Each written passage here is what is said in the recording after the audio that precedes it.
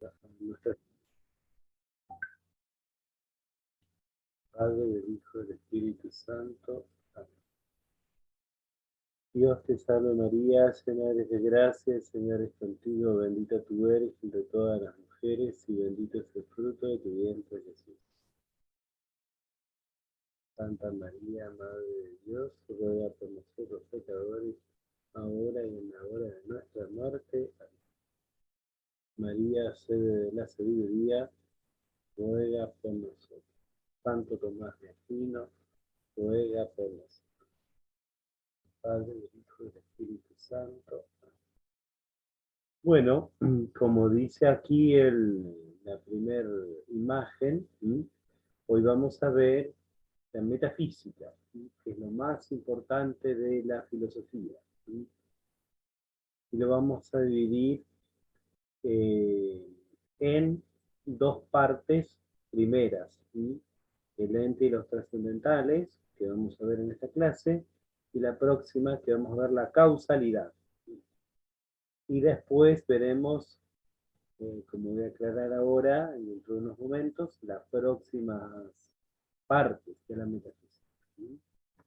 Pero por ahora el ente y los trascendentales. Bueno, ¿qué quiere decir o cómo se llama esta parte de la filosofía? Ya algo hemos dicho de esto, algunas cosas he comentado, otras no, pero voy a volver sobre todo para los que recién comienzan con la filosofía, que no sea muy arduo el tema. Bueno, acá está la famosa imagen de Rafael Sanzio, la escuela de Atenas, Platón indicando hacia arriba, el mundo de las ideas, Aristóteles indicando hacia adelante, el mundo delante de los ojos, el mundo de la realidad. Bueno, ante todo se llama filosofía primera, ese es el nombre que le daba Aristóteles. Padre, perdón que lo interrumpa, se oye muy quedito y a veces se pierde la voz. Sí.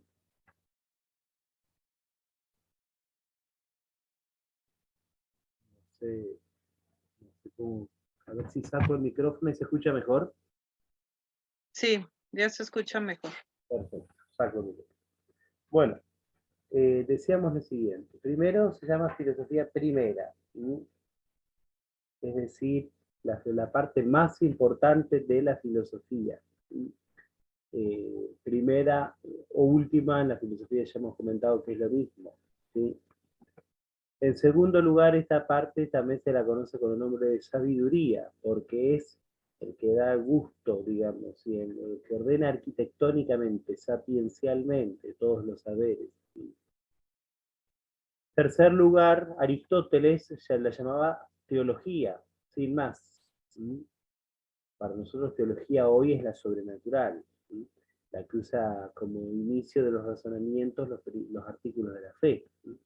Pero en la antigüedad, que no existía la teología sobrenatural, sobre todo se llamaba teología porque uno llega al final a la causa de todo ente, es decir, a Dios. ¿Sí? Eso hablaremos en alguna de estas clases. Y el nombre que ha prevalecido, con el cual nosotros llamamos a esta asignatura, es metafísica. Ahí está en griego, metafísica. Meta quiere decir en griego más allá de.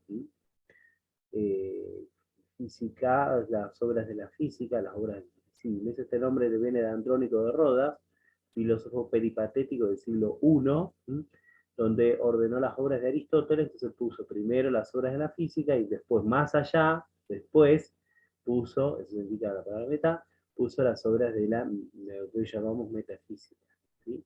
Y ese es el nombre que hoy se conoce incluso a las obras de Aristóteles, pero no está entre los nombres que les da. Pero es un nombre bien más adecuado, es un nombre muy adecuado, porque expresa la realidad, expresa lo que queremos indicar acá, porque esto vale para todo ente, tanto los visibles como los que no se ven. Por eso son más allá de los visibles, más allá de la física. ¿Cómo podemos definir a la metafísica? Bueno, podemos decir que es la ciencia que estudia al ente en cuanto ente. Es decir, la ciencia que estudia todo lo que es en cuanto que existe, digamos así. En esta definición, que a lo mejor a uno que recién comienza no le dice nada, en realidad están los objetos, aquí que es lo más importante siempre de considerar. De todo el objeto material, o sea, ¿qué estudia? Estudia el ente, ahora vamos a aclarar el concepto de ente, ya lo estuvimos diciendo, pero vamos a aclarar de nuevo. En segundo lugar, el objeto formal quod es la luz bajo la cual se estudia el objeto material, y en esto se refiere a cuanto ente. Y en tercer lugar, el último objeto formal, que es el cubo, que es la luz bajo el cual se estudia el objeto formal quod, y que es el grado superior de la abstracción, que algunos lo llaman separación, porque no deja de considerar nada, todo cae bajo su estudio, bajo su amplitud. Por ejemplo, si uno estudia la medicina, por ejemplo, no estudia el hombre, no estudia el animal, porque si no eso sería veterinaria, ¿no? Bueno, entonces hay algo que considera y algo que deja de considerar. Si uno estudia la filosofía de la naturaleza, uno estudia el ente en cuanto móvil, lo hemos dicho, pero hay algo que estudia y algo que deja de considerar. El ente no móvil no lo estudia. Bueno, eso no es lo que ocurre en la metafísica. Considera todos los entes en cuanto que son, en cuanto que ente. Por esa razón, no hay nada que escape de su estudio. El ente visible, el no visible, el ente real, el ente pensado, el ente causado, el ente incausado, todo absolutamente estudia la metafísica. Bueno, ¿cómo se puede dividir? Ante todo, la metafísica es una ciencia átoma. Es decir, a, en griego que decir sin, ¿no? Tomos, división. Es decir, sin división. ¿Ya? No se puede dividir. Pero evidentemente uno necesita dividirlo para el estudio, digamos, ¿no? Pero con esta apreciación de lo que vamos a decir y que vamos a ver en estas clases y en la siguiente. La metafísica no se divide, no se puede dividir. ¿Por qué? Porque estudia al ente en cuanto que son. Entonces, no es la máxima formalidad de un ente. Entonces no se puede dividir. Pero según el objeto material, es decir, según qué estudia, podemos hacer una pseudo división, ¿no? Una división meramente material, solo para el estudio. ¿Sí? Si estudiamos el ente en sí mismo, eso se llama ontología. Viene del griego, ontos logos, ¿no? Tratado, logos tiene muchos sentidos, acá se puede traducir tratado del ente. Por ejemplo, estudiar toda la realidad, ¿no? Segundo lugar, se estudia la causa de todo ente. El nombre este Teodicea, que a nadie le gusta, a mí tampoco, pero bueno, es el nombre que siempre se le ha dado. Dike quiere decir en griego justificación de Dios. Dios no tiene que ser justificado, evidentemente, por eso el nombre está mal puesto. Pero no le han dado ningún nombre mejor. El nombre de Aristóteles, teología natural, pero nosotros hoy por teología entendemos otra cosa distinta. Así que podemos decir así. Habría que llamarlo, como se llega a Dios como causa de todo ente, habría que buscarle algún nombre, no sé, protargía, quizás, ¿no? Como Dios como causa de todo ente, principio de todo ente. Pero bueno, por ahora lo llamamos así, teología natural. Y en tercer lugar, el ente en cuanto conocido, es decir, nociología, gnosis logos, ¿no? Es decir, tratado del conocimiento, dicho etimológicamente, tratado del conocimiento. Esto también tiene una serie de discusión, incluso en la filosofía atomista, pero cuando hablemos de esto en su momento lo vamos a aclarar.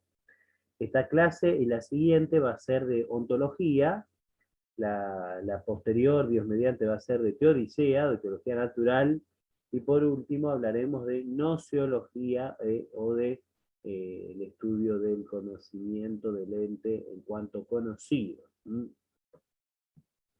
Bueno, que sería en realidad un dibujo bastante materializado, ¿no? Porque el pensamiento no está en la mente, no está en la cabeza, digamos, no está en la inteligencia que es el material. Pero bueno, eso quizás para representar lo que estamos diciendo. Bueno, lo primero que estudiamos aquí, decimos el ente. El ente es como ya dijimos otras veces, lo que es. No usamos el término ser, como ya lo hemos comentado en otra ocasión, porque es un término en sí mismo equívoco. Es decir, por concepto ser, uno puede entender el ente o el verbo ser, como dice, uno dice que el perro es no sé, un animal, ¿no? Entonces es el verbo ser, o bien la existencia, como acto de ser, digamos, ¿no? También en latín el término es equívoco y Santo Tomás prefiere no usarlo, ¿no? Por eso nosotros usamos muy bien el concepto de ente. Cuando nosotros decimos lo que, hacemos referencia a la esencia, ya esto ya lo hemos explicado, y cuando nosotros hablamos del término es, nos referimos al acto de ser, que también se suele poner así en latín esse, con dos S, que se refiere a actus essendi, se puede decir también, ¿no? Se puede decir también existencia, pero el término existencia, ya lo he comentado, está mal dicho, porque quiere decir ex alio sister, en sentido etimológico, que quiere decir estar por otro, entonces en ese sentido Dios no tendría existencia, ¿no? Es mejor decir acto de ser, o ese.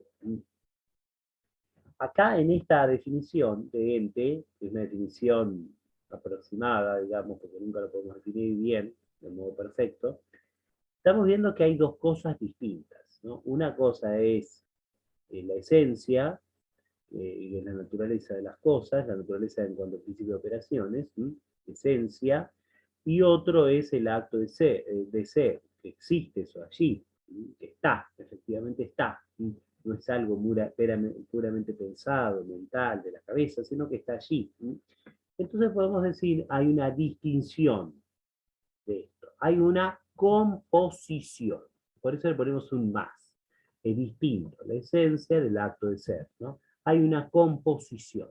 Son dos cosas distintas. Una cosa es eh, $1.000.000 y otra cosa es tenerlo a mano, por ejemplo, ¿no? Una cosa es el cielo y otra cosa es gozarlo del cielo, ¿no? Digamos, ¿no? Una cosa es la esencia y otra es el acto de ser. Pero en las realidades que están allá afuera, las realidades extramentales, digamos así, el libro está ahí atrás, ¿no? Detrás de mí, que se ve ahí por la cámara. Entonces uno observa que una cosa es la esencia del libro y otra cosa es la realidad que está allí. Por supuesto que son cosas que no se pueden separar. Son coprincipios, mejor dicho, no cosas, ¿no? Son dos realidades que están íntimamente unidas y son inseparables, ¿no? Pero están compuestas. Pero la composición quiere decir ante todo que tiene una distinción real, es decir, es distinto la esencia del libro que el libro esté ahí afuera. Puedo tener el deseo de tener el libro, pero lo tengo en la cabeza y no lo tengo en la realidad. Una distinción real entre las dos cosas, ¿no? Una distinción real que en definitiva se explica porque esa distinción real está recibida. El acto de ser está recibido de otro. Esto es lo que vamos a explicar, Dios mediante, cuando veamos teología natural. La distinción está recibida de otro, ¿no? Entonces hay una última distinción entre el creador y lo creado. Y que el texto famoso es este de Éxodo 3:14, y la filosofía no usa texto de la Sagrada Escritura, ¿no? Pero Santo Tomás explica que el ipsum esse subsisten, el mismo ser subsistente, que en definitiva es el creador, es ese que que Dios se reveló a Moisés con ese nombre. Yo soy el que soy. Se ve ahí por eso puso la teofanía de esta de Éxodo 3:14. ¿No? Y cuando hablamos de ente, entonces tenemos que decir que hay tres niveles de complejidad en el concepto de ente. Uno es el acto y la potencia, que ya lo hemos explicado. El acto es la perfección, la potencia es la capacidad, ¿no? Pero este nivel de acto y de potencia se puede llevar a tres niveles distintos. Ante todo, repasemos lo que hemos dicho. Los accidentes y la sustancia. Uno dice, ¿qué es perro? Entonces el perro no importa si es blanco, si es negro, si es labrador, si es dogo, si es, no sé, etcétera, ¿no? Si es macho, si es hembra, siempre es perro. Digamos. Todas esas cosas que estamos diciendo son distintas perfecciones, se llaman accidentes. Pero la sustancia, ¿qué es perro? Entonces ese concepto perro es el que me sirve para todo. ¿Sí? Entonces los demás son actos, o son perfecciones, ¿no? Son accidentes. Pero hay otro nivel de... Este es el que ya hemos visto en filosofía de la naturaleza. El segundo nivel de complejidad en los entes, ¿sí? Que es este de la forma sustancial y de la materia prima, exclusivo de los entes visibles o de los entes corpóreos. La forma sustancial es el alma en los seres vivientes, ¿no? Y la materia prima es el cuerpo, ¿sí? Es decir, la forma sustancial es el acto, es el acto de la materia prima. Y la materia prima es la potencia de la forma sustancial. Eso es lo que quiere decir esta igualdad, digamos, ¿no? Esta otra complejidad que tienen los entes, ¿sí? Pero no solo tienen los entes vivientes, ¿sí? También lo tienen los entes, todos los entes móviles, ¿no? Los entes visibles, ¿sí? Como ya hemos comentado, remitimos al programa de filosofía de la naturaleza que ya hemos explicado. Pero a este nivel de complejidad, que hasta acá no he dicho nada nuevo, le vamos a agregar otro, que es el que está explicado antes allí en esa sumatoria que se ve de arriba, que es el acto de ser y la esencia. El acto de ser es la actualidad última de la esencia. Es decir, toda la perfección de las esencias se explica porque existen, están ahí. Y es el que lo hace tener forma sustancial, el que los hace tener accidentes, etcétera, todo, absolutamente todo, ¿sí? Por otro lado, la esencia es la potencialidad del acto de ser, porque si no tuviera existencia, entonces el libro nunca se daría de afuera, estaría solamente en mi deseo de tenerlo, no sería algo mental, ¿sí? Entonces, esta es la última complejidad. Esto es lo que Santo Tomás añadió a la metafísica, y es dos mundos distintos. Cuando uno estudia metafísica, entonces se va a dar cuenta de que esto es como el día y la noche, porque todo lo que nosotros decimos de la, de la filosofía, hasta Santo Tomás, era todo un mundo esencialista, es decir, todo hablaba de esencia y nadie hablaba de acto de ser. Santo Tomás dice, bueno, esto lo dijo Avicena, esto, pero no lo consideró, esto lo dijo Boecio, tampoco lo tuvo en cuenta. En realidad, entre la filosofía de Santo Tomás y todos los demás, hay la diferencia como de la luz a la noche. ¿Por qué? Porque nadie había considerado el acto de ser. Es muy simple. Es decir, las cosas existen y están ahí afuera. No solo es algo que tenemos acá. No solo es una metafísica esencialista, o sea, puramente de la esencia, como era la Avicena, ¿sí? Por eso, la esencia del tomismo, diría Manser, una obra que muy importante, está en el acto de ser, está en la perfección, está en esta última distinción entre el creador y la criatura, ¿sí? Que es la que crea Santo Tomás y que sus contemporáneos no entendían a Santo Tomás, porque cuando Santo Tomás decía, por ejemplo, que los ángeles no tienen materia, decían, ah, pero entonces Dios es un espíritu como un ángel, entonces no hay ninguna distinción. No entendían nada.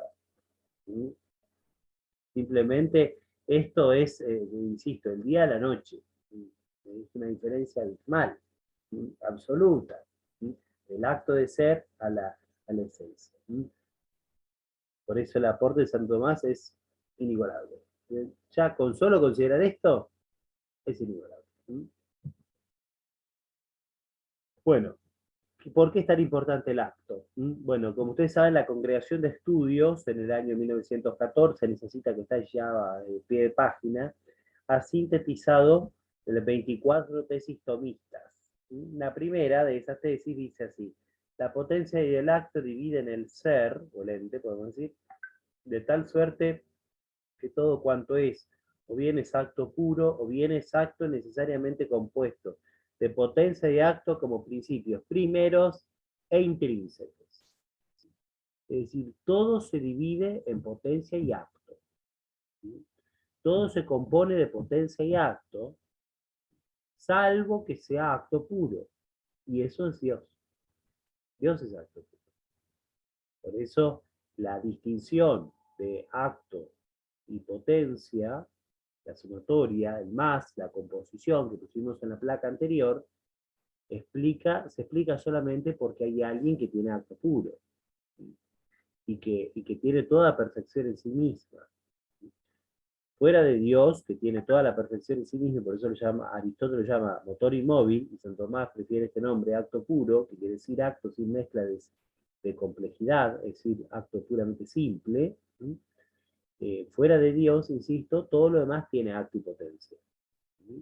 Por ejemplo, los ángeles, es cierto, no tienen materia prima, entonces son formas puras, pero no quiere decir que no tengan una distinción entre esencia y acto de ser. Primero, es fundamental. Y segundo, una distinción entre sustancia y accidente. Entonces, una cosa es el ángel y otra es la gracia que tiene. Una cosa es el ángel y otra es la inteligencia. Una cosa es el ángel y otra es la voluntad, etc. Y de ahí para abajo seguimos con mayor razón, mayor complejidad. El ser humano, las criaturas, las otras criaturas visibles, etc. ¿Sí? Así que todo se compone. O todo tiene acto, pero Dios tiene acto puro en sí mismo. ¿Sí? Y todo lo demás tiene una mezcla de compuestos de potencia y acto. ¿Cuáles actos y potencias? Lo que vimos en la placa anterior. Bueno, otro tema muy importante es la analogía. Un tema muy importante en la filosofía de Santo Tomás. Analogía quiere decir semejanza, es decir, en parte igual y en parte distinto. Sintetizando algo inmenso y muy difícil de decir en dos palabras, podemos decir que hay dos clases de analogía, dos clases fundamentales, algunos ponen alguna más, ¿no? La primera es la analogía de atribución, que quiere decir que es algo intrínseco a cada ente. Por ejemplo, yo digo la salud. Digo, la comida sana, el hombre sano y la orina sana. Bueno, pero ante todo lo digo de alguien, lo sano, que en este caso es el hombre, ¿no? La comida es sana tanto y cuanto ayuda como causa a conservar la salud del hombre.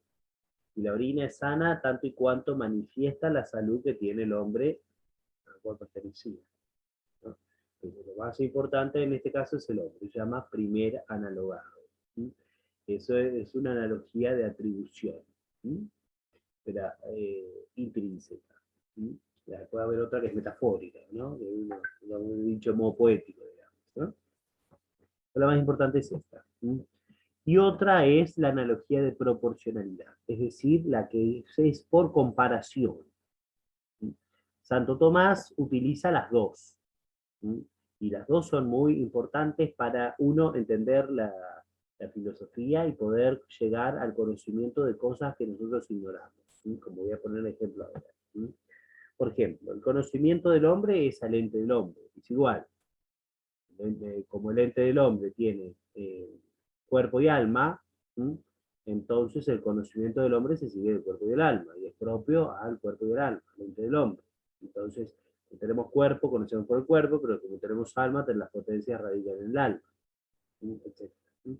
Pero esta comparación, que nosotros lo entendemos bien, por propia experiencia, aunque evidentemente hay que estudiar también la antropología, se puede hacer un paralelo con el conocimiento del ángel y el ente del ángel. Y eso ya no lo entendíamos tan fácilmente. Pero haciendo una analogía de proporcionalidad, nosotros podemos entender esto. Entonces podemos decir, el ente del ángel, la forma pura, es al conocimiento del ángel. Entonces, así como el ángel no tiene cuerpo, tampoco el ángel conoce por los sentidos, por ejemplo. Entonces ahí estamos afirmando algo que no conocíamos. ¿Por qué? Porque nunca vimos un ángel, digamos, ¿no? Entonces llegamos a otra realidad desde esta analogía de proporcionalidad. Por ejemplo, ¿no? Y como estas, muchísimas más. O también podemos hacer otra comparación más. Es decir, el conocimiento de Dios es el ente de Dios. Entonces dijimos, Dios es un ente simple, un ente puro, un acto puro, un ente simplísimo. Entonces el conocimiento de Dios es igual. Es simplísimo. Y no entendemos qué quiere decir eso, porque escapa a nuestra manera de significar, diría Santo Tomás. La cuestión 13 de la primera parte de la Suma Teológica. Pero bueno, al menos nos acercamos a algo. ¿Sí? Santo Tomás, por esto es llamado el doctor angélico. Todo lo que Santo Tomás dice, por ejemplo, respecto de los ángeles, es basado, gran parte es basado en esta analogía de proporcionalidad. ¿Sí? Nuevamente, aquí se observa el genio de Santo Tomás. Pero bueno, solo esbozar esto no puedo detenerme en algo que es inmenso y muy, muy extenso. Esto para que sepan una idea básica de qué es la analogía, y que es un tema fundamental en la metafísica y la filosofía también en general. Principios, solo esbozar también. ¿Qué quiere decir cuando hablamos de principios? Hay dos clases de principios. Los principios son ontológicos y los principios son nociológicos. Ontológicos se refieren al ser, a la realidad que tengo ahí afuera, la realidad extramental, digamos así. Y los nociológicos son principios pensados, pero los principios pensados responden a los principios de la realidad también, ¿no? Son los mismos principios, ¿no?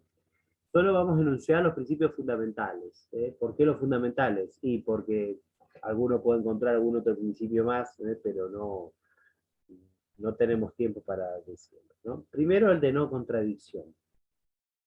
Este es el primero siempre. No se puede ser y no ser al mismo tiempo y bajo el mismo respecto. Quiere decir, este es el primer principio del ser y del conocer. Es decir, cuando yo lo entiendo, de ahí fundamento todo. ¿Sí? ¿Y cómo lo entiendo a esto? ¿Y esto en qué se apoya? Y esto se apoya en la evidencia. ¿No? No se puede ser y no ser. O sea, yo no puedo al mismo tiempo, por ejemplo, estar sentado y estar parado. Yo no puedo estar despierto al mismo tiempo y estar dormido, ¿no? No puedo ser blanco y ser negro, ¿sí? Al mismo tiempo y bajo el mismo respecto, que sea contradictorio, ¿sí? Así que este famoso experimento de la física, que es una teoría de cuerdas, el gato de Schrödinger, o sea, es imposible que el gato esté vivo y muerto al mismo tiempo, ¿no? Es imposible. Desde el punto de vista de la filosofía, esto no es así. ¿Sí? Eh, no me voy a meter con la física moderna, pero no se puede al mismo tiempo y bajo el mismo respecto. O el gato o está vivo o está muerto. No puede estar las dos cosas de modo simultáneo. Y el principio de identidad. Todo todo ente es idéntico a sí mismo. Este es el otro principio que se deriva del anterior.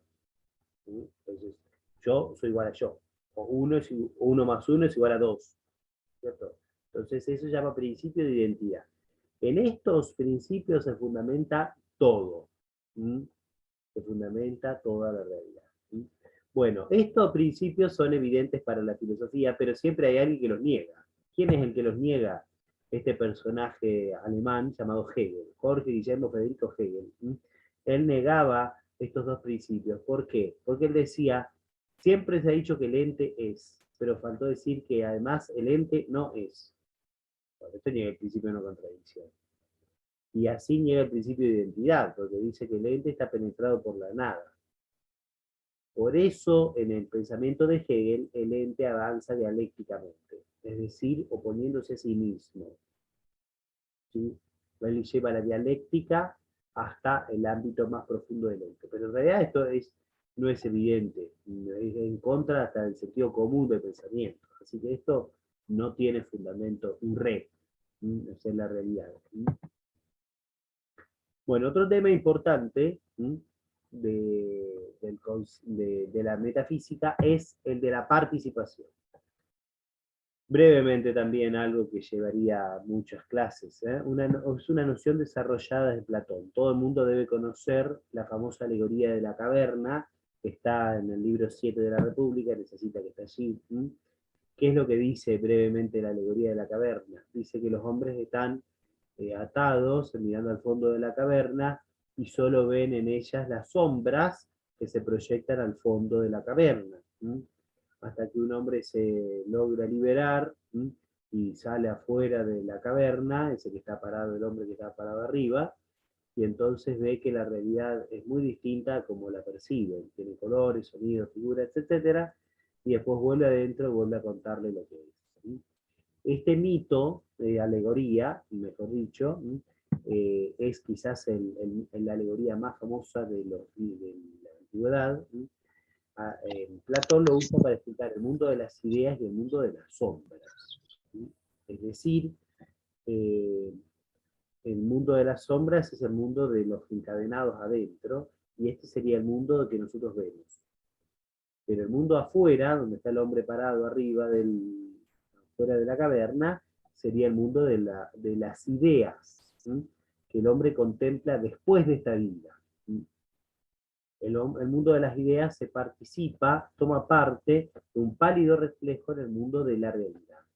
Pálido reflejo serían las sombras. ¿Sí? Las ideas serían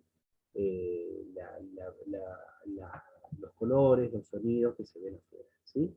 Bueno, esta es la idea de la participación que hacía Platón introduce el concepto de las ideas. ¿Sí? Esto es retomado ante todo por San Agustín en esa cita que está allí, entre tantas otras, ¿sí? Y es retomado por Santo Tomás en otras citas que están allí. ¿Sí? Bueno, esta idea de la participación es real. Nosotros formamos parte de un mundo superior, un mundo que es arquitectónico. ¿Sí? Estas ideas están en Dios, dice San Agustín. No son ideas distintas, porque en Platón una es la idea de bien, otra es la idea de uno, otra es la idea de etcétera, ¿no? Cada cosa tiene una idea distinta. ¿Sí? Que después los neoplatónicos van a ir a reinterpretar y van a decir, bueno, la idea de bien es superior, la idea de uno, etcétera, ¿no? Cada uno va a tener una idea distinta, para la redundancia, ¿no? San Agustín va a poner todas estas ideas en Dios. ¿Sí? Y así lo va a retomar Santo Tomás en esas cuestiones, ¿no? Por eso, esto nos lleva a hablar primero, de la participación. Participación quiere decir tomar parte de una idea superior. Y esto además nos hace relacionar el concepto de causa ejemplar, que ahora solo lo voy a enunciar y lo voy a desarrollar en la clase que viene. ¿Sí? La idea de causa ejemplar. ¿Sí? Y avanzar, así podemos terminar la clase de hoy. Y otro concepto muy importante de la filosofía es el concepto de los trascendentales. ¿Sí? El concepto trascendental no es el concepto de Kant. Kant habla de trascendentales en un concepto completamente diverso que no lo puedo explicar ahora porque no tenemos tiempo. ¿Sí? ¿Qué se entiende por trascendental en la filosofía de Santo Tomás?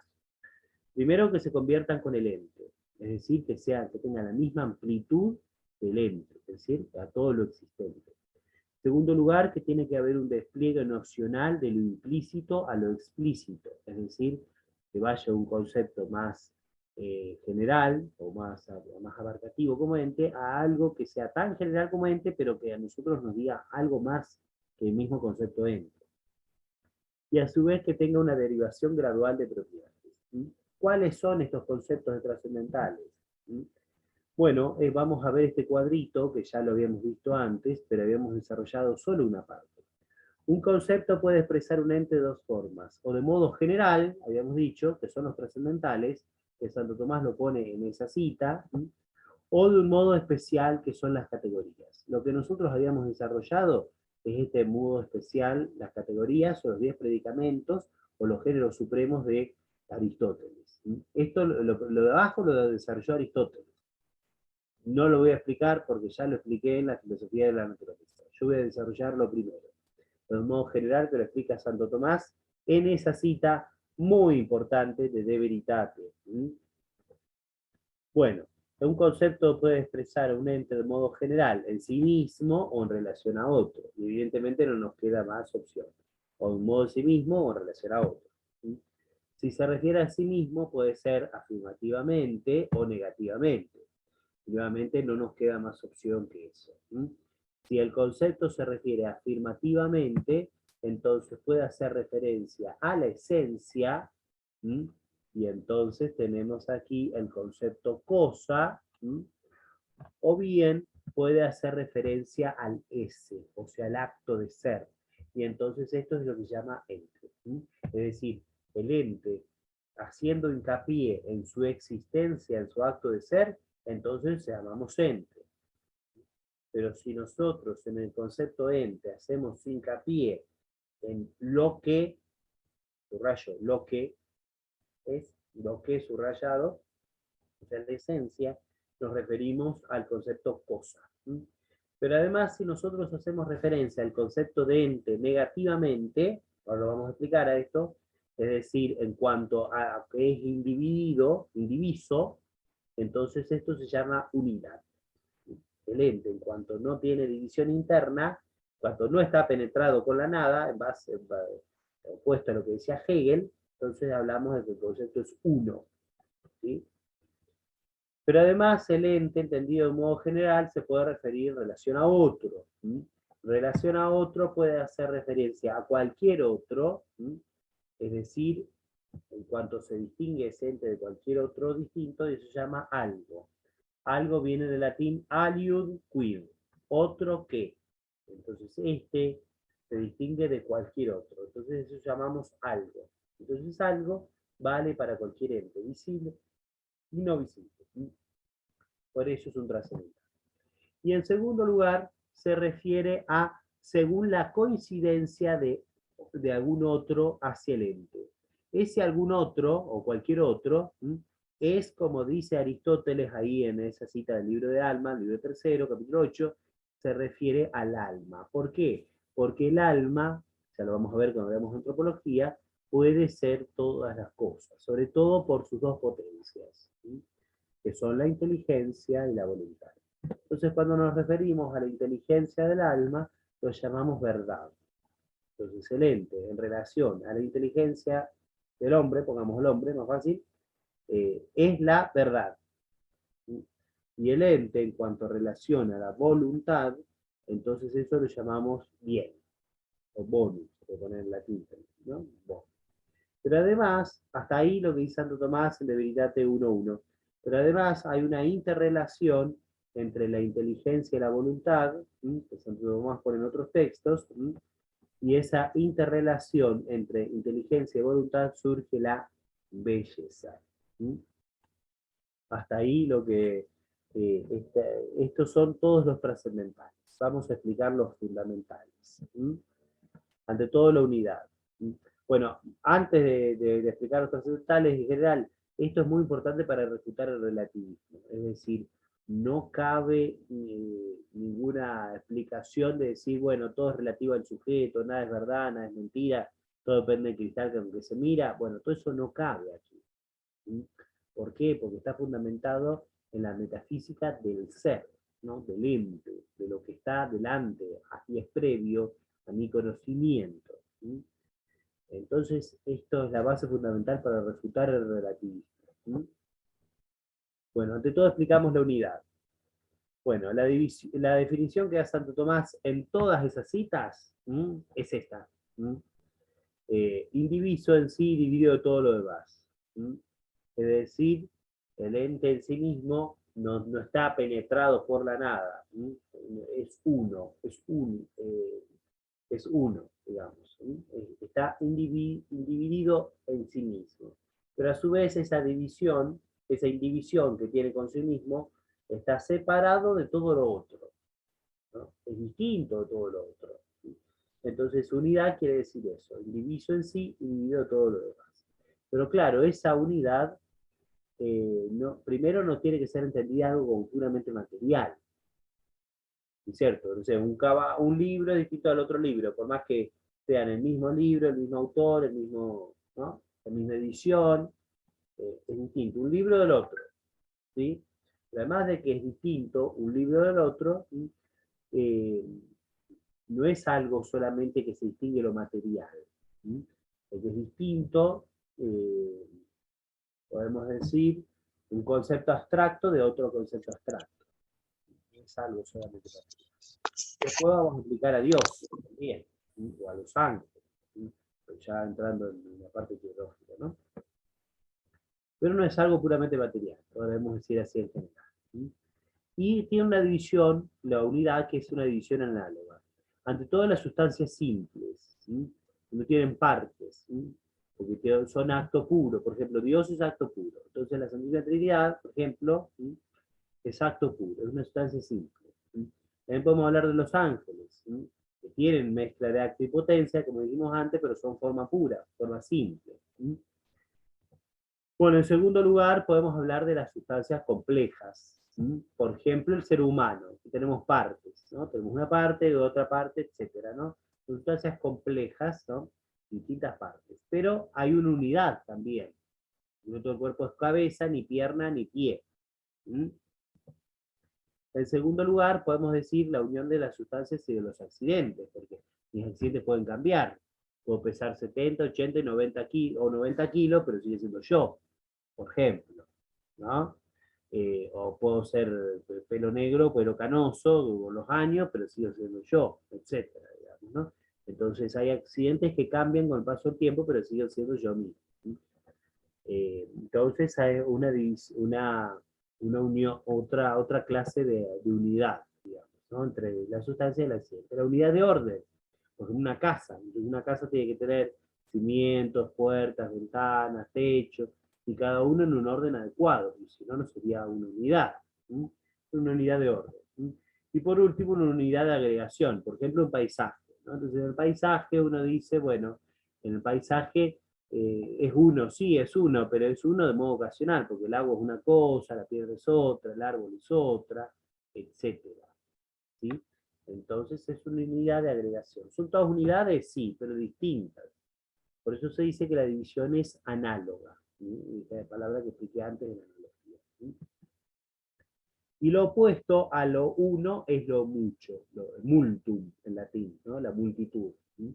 Es decir, muchos seres humanos, muchos, no sé, muchas cabras, muchos árboles, no sé, muchas piedras, etc. Lo que sea, ¿sí? La multitud. Bueno, en segundo lugar, pasamos a definir la verdad. Bueno, la definición de verdad, eh, conviene decirla en latín, en esa cita que están allí en Santo Tomás, dice adequatio rei et intellectus. ¿Por qué conviene decirla en latín? Porque la misma definición se puede traducir por dos cosas distintas. Es la adecuación de la cosa o entre la cosa y el entendimiento, o del entendimiento, o la adecuación de la cosa y de lo entendido, porque la misma palabra intellectus se refiere a las dos cosas, ¿sí? Entonces acá vemos que la verdad ante todo es como una igualdad, una ecuación, ¿no? La verdad no es la coherencia, como dice el idealismo, la verdad ante todo es la ecuación.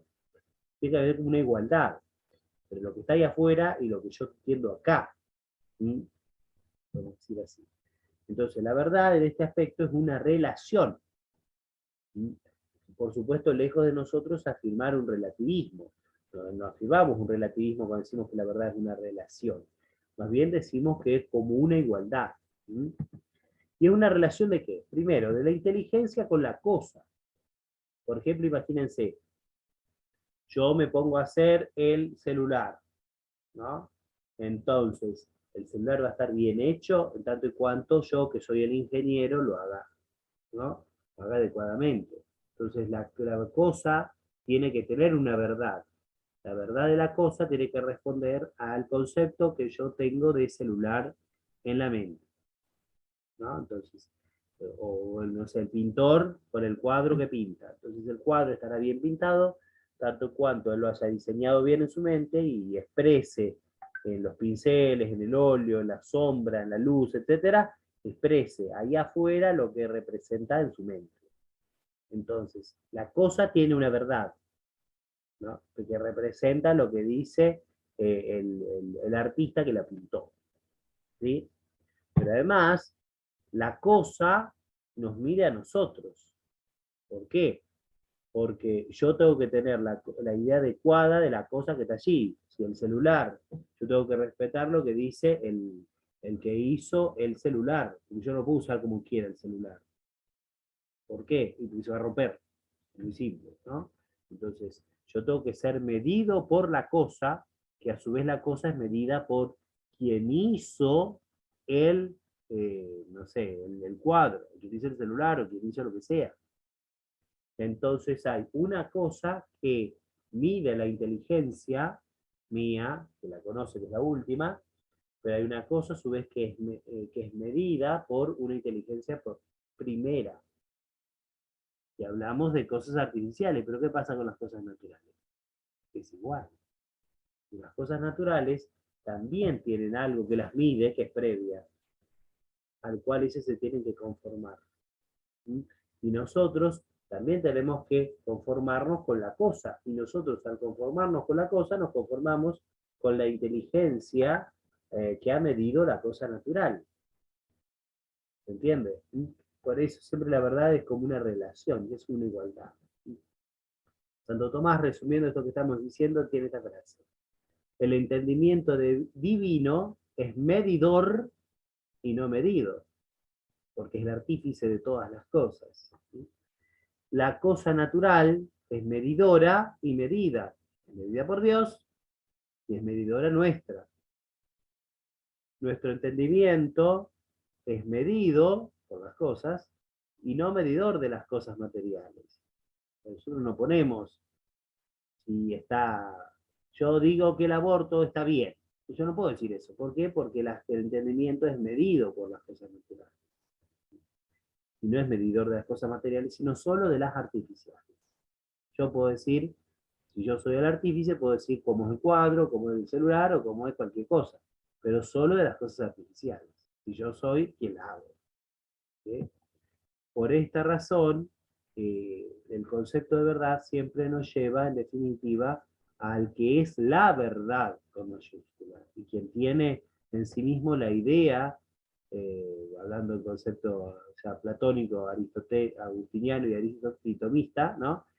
Quien tiene la idea, las ideas, ¿no? De las cosas en sí mismo. Entonces esto nos lleva a Dios. ¿No? Por eso este concepto de verdad es combatido. Y digo, por eso la verdad es una adecuación, y no es la coherencia, porque si no estaría encerrado dentro de yo no contradecirme conmigo mismo. Bueno, esto nos lleva a hablar que hay clases de verdad. Una verdad que es ontológica, que está en la realidad de las cosas, como nosotros dijimos. Por ejemplo, ese es el oropel. El oropel es falso oro.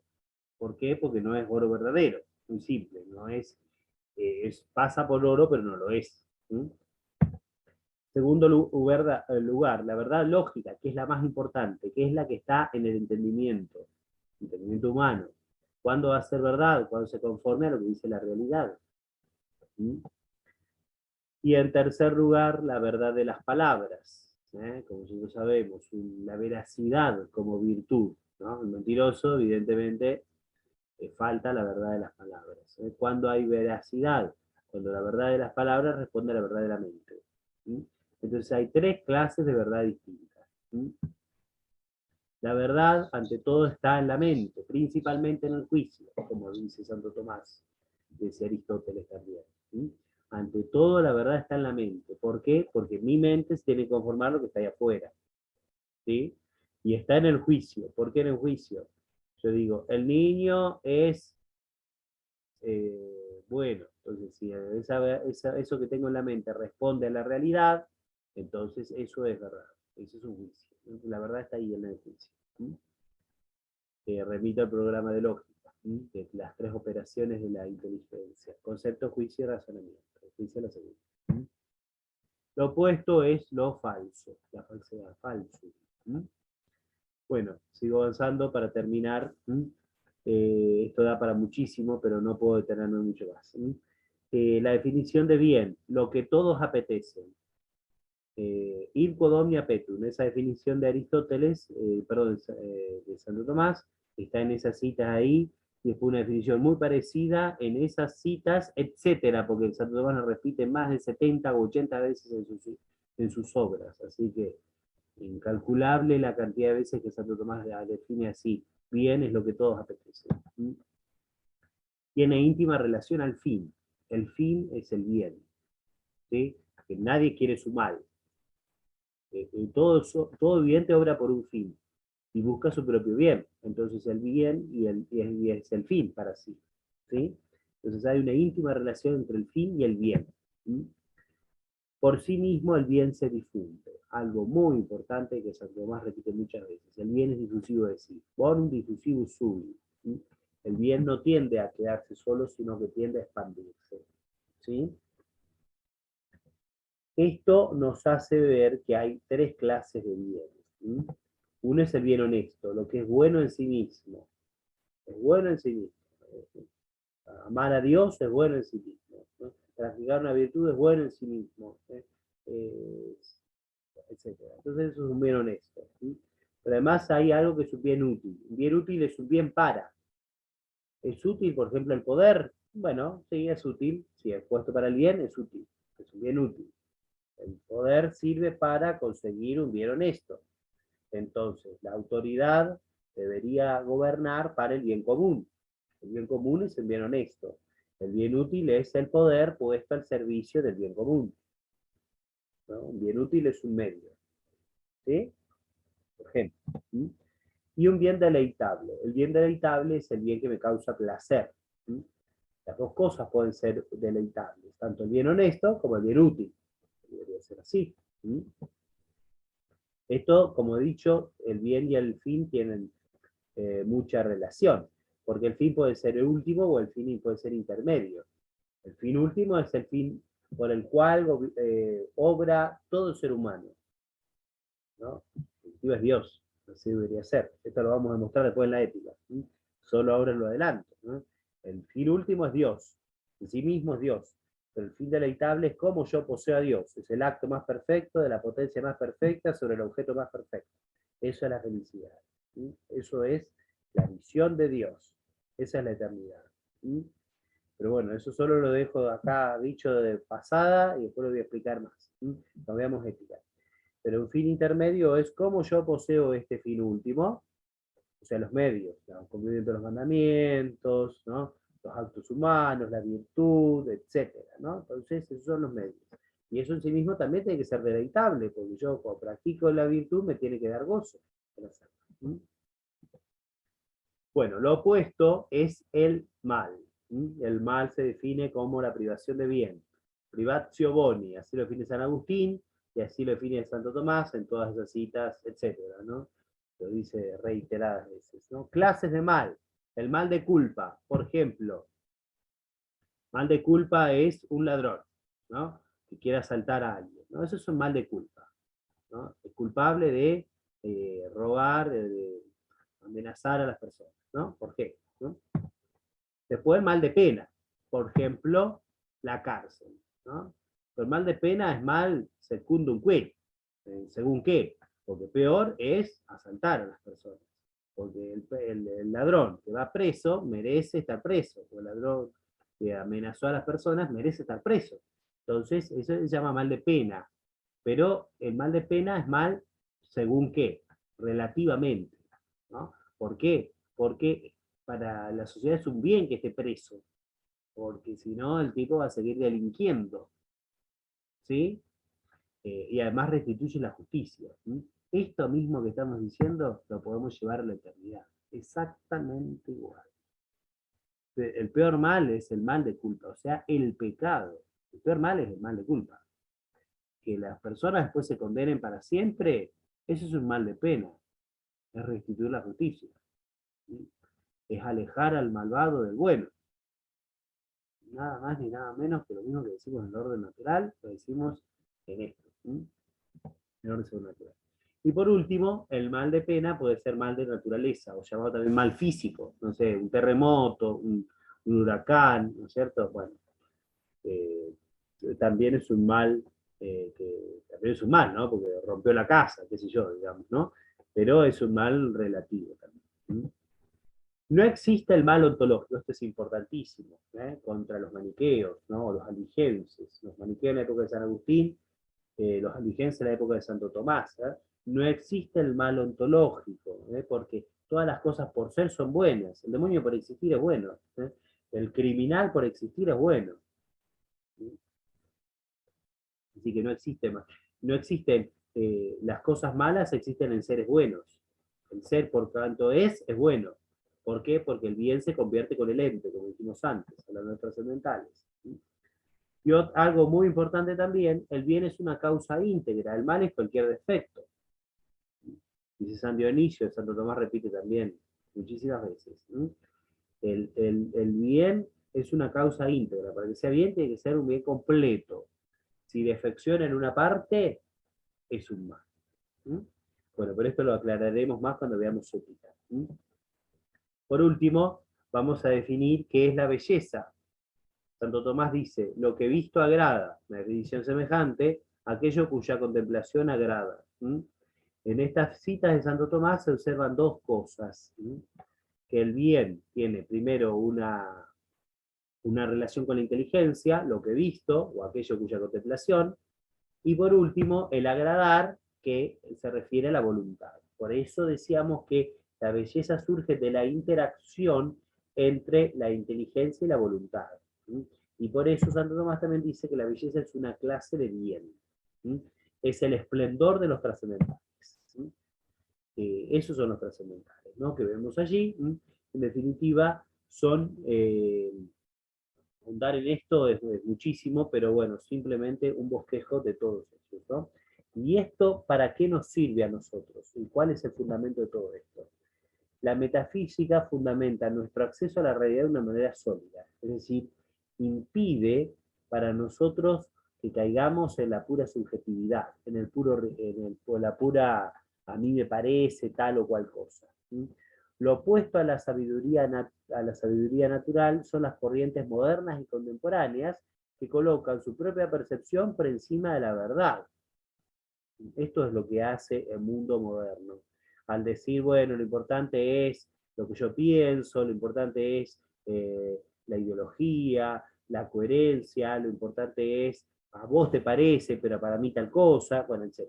¿No? En definitiva, son todas corrientes modernas y contemporáneas que colocan lo que a ellos les parece por encima de la verdad. La dictadura del relativismo, en palabras de Ratzinger, y después Benedicto XVI, no tiene lugar donde existe una mente sana. ¿Sí? Es decir, si uno tiene estos conceptos bien claros y los ahonda, porque yo he sintetizado en una hora algo que es para un año, ¿no? No cabe una dictadura del relativismo. ¿Sí? Y el acceso adecuado a la realidad, conocido por nuestro pensamiento, es el fundamento del acceso que el hombre tiene de llegar desde los efectos a la causa de todo ello. Es decir, si yo conozco la realidad tal cual es, yo puedo llegar por la realidad a Dios. Dicho de otra forma. ¿Sí? Entonces, por eso es tan importante la metafísica. Y por eso es tan importante tener estas cosas bien claras en nuestra mente para no caer en ninguna y llegar a Dios, ¿no? Llegar a Dios, de los efectos a Dios. Y por último, una falsa filosofía termina debilitando la mente para no realizar una teología adecuada según la mens de la Iglesia, según como la Iglesia lo entiende en sus documentos. ¿Mm? Es decir, si yo no tengo una filosofía en base a los principios de Santo Tomás, voy a caer en cualquier forma teológica y voy a caer en cualquier error de teología moderna y contemporánea que hoy abundan y pululan por todos lados. ¿Sí? Por eso yo necesito tener una filosofía de Santo Tomás para que así, esto lo vamos a dar en la última clase, Dios mediante, para que la filosofía como esclava de la teología ponga las herramientas adecuadas para que uno conozca bien la doctrina de la Iglesia y la teología de la Iglesia. ¿Sí? Paso rápidamente los libros que han servido para esta exposición, ¿sí? Después ustedes pueden detener el video y verlos más con detenimiento, porque no puedo explicar cada uno de ellos. Todos estos libros son muy importantes. Algunos son distintas apreciaciones de lo mismo que hemos explicado, ¿sí? Y bueno, nada más, y voy a dejar que ustedes me hagan las preguntas que deseen. ¿Sí?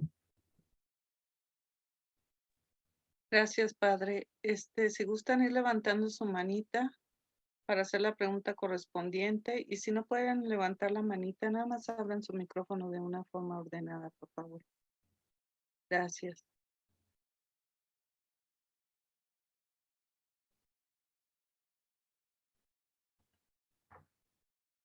¿Alguien que quiera hacer alguna pregunta? Sí, buenas noches.